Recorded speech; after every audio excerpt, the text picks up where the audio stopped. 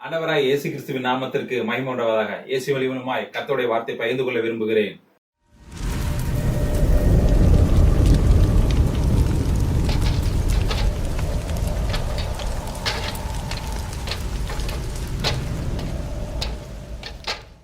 வேதத்திலிருந்து ஒரு வசனத்தை காண்பிக்கிறேன். அது மார்க் 8வது அதிகாரம் 36வது வசனம்.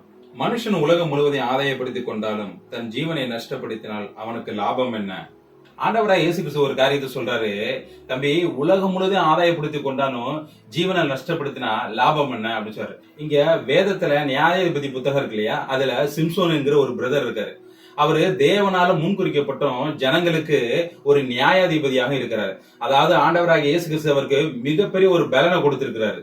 இது எப்படிப்பட்ட பலன் அப்படின்னா, ஒரு கழுத தாடையை வச்சு 1000 பேரை அடிச்சு கொள்ளாரு. பெரிய மதில் வாசலுடைய கதவுகளை உடைச்செறிகிறாரு.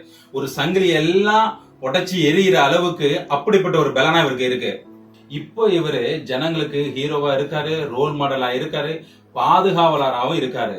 இப்படி இருக்கிற நம்ம பிரதருக்கு திடீர்னு உலக ஸ்நேகம் உண்டாகுது. இந்த உலக ஸ்நேகம் யாரு கூட? தெலிலாள் என்கிற வேசி கூட. இங்க ஜனங்களை ரட்சிப்பதற்கு தேவனால நியமிக்கப்பட்ட இவர் ஒரு நியாயாதிபதி.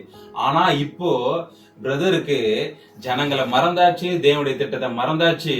இங்க தெலிலால் தான் சார தேவனை விட்டு பிரிக்க போறன்னு தெரியாமலே போச்சு.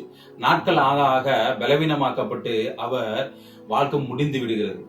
இங்கே சிம்சோன் தெலிலால் என்கிற வேசி கிட்ட போறதுக்கு காரணமா இருந்தது, காசா என்கிற பகுதியில் ஒரு வேசியை கண்டு அவரிடத்தில் போனான் என்று நம்மளால வேதத்துல பார்க்க முடியும். காசாவில் அந்த வேசியை கண்டு விலகி இருந்தால் சோரைக்கில் தெலிலாடத்தில் சிநேகம் வந்திருக்காது. முதலில் அவன் செய்த தவறு அவளை கண்டு விலகாமல் அவளிடத்தில் விழுந்தது.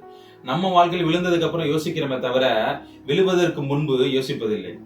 சிம்சோன் உலகத்தை ஆதாயப்படுத்திக் கொண்டான். அதாவது பராக்கிரமசாலியாக இருந்தனால ஜனங்களுக்கு முன்பாக நியாயாதிபதியாகவும் பெயர் பெற்றவனாகவும் இருக்கிறான். ஆனா காசாவில் இருக்கிற வேசியை கண்டு இவன் ஜீவன் நஷ்டப்படுகிறது.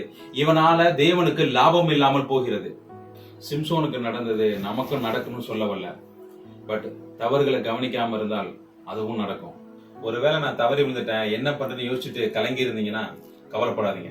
ஃபர்ஸ்ட் எங்க விழுந்துன்னு யோசிங்க, அது தேவனிடத்துல சொல்லுங்க. அவர் உங்களை தனக்கு லாபமா மாற்றுவார்.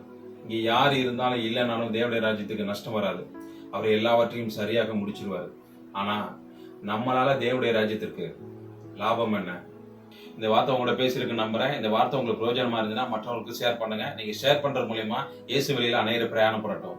May God the Father, the Lord Jesus and the Holy Spirit protect and bless you. Amen.